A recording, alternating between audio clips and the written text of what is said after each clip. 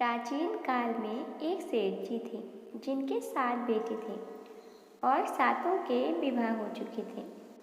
सबसे छोटे पुत्र की पत्नी श्रेष्ठ चरित्र की और सुशील थी, परंतु उसके भाई नहीं था। एक दिन उस घर की बड़ी बहू ने घर लीपने के लिए पीली मिट्टी लाने के लिए सभी लोगों को साथ चलने को कहा।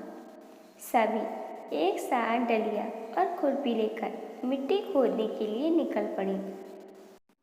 जब वे मिट्टी खोद रही थीं तभी वहाँ एक सांप निकला, जिसे बड़ी बहू खुरपी से मारने लगी। यह देखकर छोटी बहू ने उसे रोका और कहा, इसे मत मारो, यह बेचारा निरपराध है। यह सुनकर बड़ी बहू ने उसे नहीं मारा। तब वह सांप एक ओर जा बैठा। तब छोटी बहू ने उससे कहा, मैं अभी लौट कर आती हूँ, तब तक तुम यहाँ से जाना मत। वह कहकर चली गई और घर के काम में फंसकर उसने सांप से जो वादा किया था वह उसे भूल गई। दूसरे दिन वह बात याद आई तो वह सबको साथ लेकर वहाँ पहुँची। सर्प अभी भी उस स्थान पर बैठा था, जिसे देखकर छोटी बहू बोली, भैया नमस्कार। सर्प ने कहा, तू भैया कह चुकी है इसलिए तुझे छोड़ देता हूँ, नहीं तो झूठी बात कहने के कारण मैं तुझे अब तक डस लेता। वह बोली, भैया मुझसे भूल हो गई, उसकी मैं क्षमा मांगती हूँ। तब सर्प बोला, अच्छा तू आज से मेरी बहन है और मैं तेरा भाई, तुझे मुझसे जो मांगना है वह मांग ले। वह बोली, मेरा कोई भैया नहीं है, अच्छा हुआ तो मेरे भाई बन गए। कुछ दिन बाद वह सांप मनुष्य का रूप रखकर उसके घर आया और बोला कि मेरी बहन को भेज दो। सबने कहा, इसका तो कोई भाई नहीं है, फिर तुम कौन हो? तो सर्प बोला, मैं दूर के रिश्ते में इसका भाई हूँ, बचपन से ही बाहर चला गया था। उसके विश्वास दिलाने पर परिवार के लोगों ने छोटी बहू को उसके साथ भेज दिया। उसने रास्ते में बताया कि मैं वही सर्प हूँ, इसलिए तुम डरना मत, और जहाँ चलने में कठिनाई हो वहाँ मेरी पूंछ पकड़ लेना। छोटी बहू ने वैसा ही किया और इस प्रकार वह उनके घर पहुँच गई। सर्प के घर के धन ऐश्वर्य को देखकर वह चकित हो गई। इस तरह से वह उनके घर में रहने लगी। एक दिन सर्प की माता ने उससे कहा, मैं काम से बाहर जा रही हूँ, तू अपने भाई को ठंडा दूध पिला देना। उसे इस बात का ध्यान नहीं रहा और उसने सांप को गर्म दूध पिला दिया, जिससे उसका मुख जल गया। यह देखकर सर्प की माता को गुस्सा आ गया, परंतु सर्प के समझाने पर वह चुप हो गई। तब सर्प ने कहा कि बहन को अब उसके घर भेजना चाहिए। तब सर्प और उसके पिता ने उसे बहुत सा सोना चांदी जवाहरात वस्त्र आभूषण देकर घर पहुंचा दिया। इतना ढेर सारा धन देखकर बड़ी बहू उससे जलने लगी और कहने लगी कि तेरा भाई तो बड़ा धनवान है, तुझे तो उससे और भी धन लाना चाहिए। सर्प ने जब यह वचन सुना तो उसने बहुत सी चीज़ें सोने की ला कर दी। यह देखकर बड़ी बहू ने कहा, इन वस्तुओं को झाड़ने की झाड़ू भी सोने की होनी चाहिए। तब सर्प ने झाड़ू भी सोने की ला कर दे दी। सर्प ने छोटी बहू को हीरा मणियों का एक अद्भुत हार दिया था, जिसकी प्रशंसा उस राज्य की रानी ने भी सुनी और वह राजा से बोली कि सेठ जी की छोटी बहू का हार मुझे चाहिए। राजा ने मंत्री को हुक्म दिया कि उससे वह हार तुरंत ही ले आओ। मंत्री ने सेठ जी से जाकर कहा कि महारानी जी छोटी बहू का हार पहनेंगी। इस पर सेठ जी ने डर के कारण छोटी बहू से हार लेकर उन्हें दे दिया।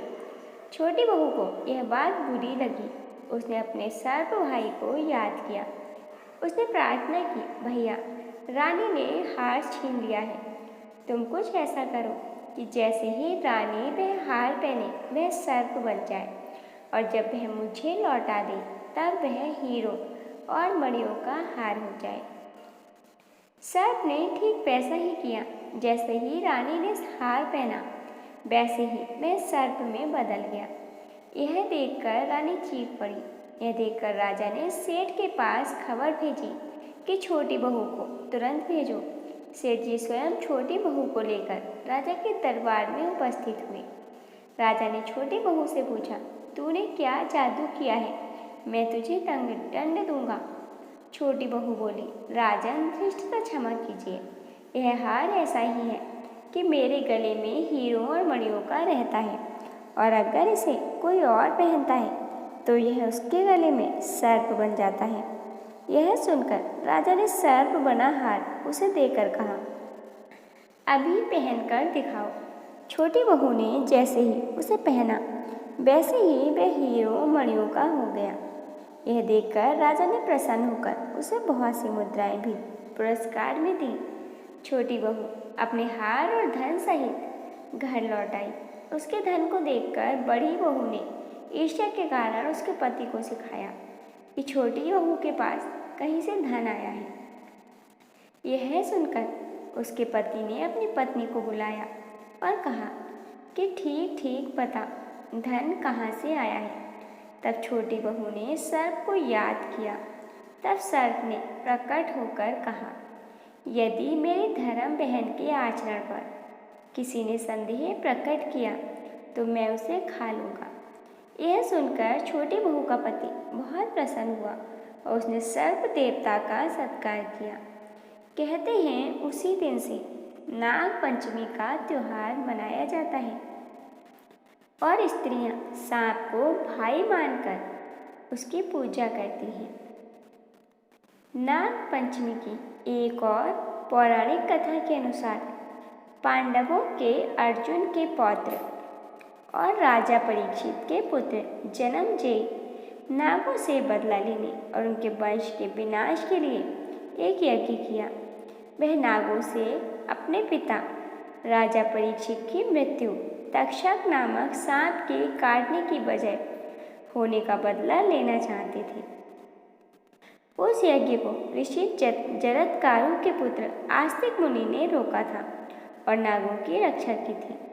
यह तिथि सावन की पंचमी मानी जाती है।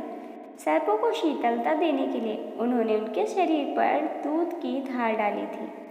तब नागों ने आस्तिक मुनि से कहा कि पंचमी को जो भी उनकी पूजा करेगा उसे कभी भी नाग दंश का भय नहीं रहेगा। तभी से श्रावण मास की शुक्ल पक्ष की पंचमी तिथि को नाग पंचमी मनाई जाती है।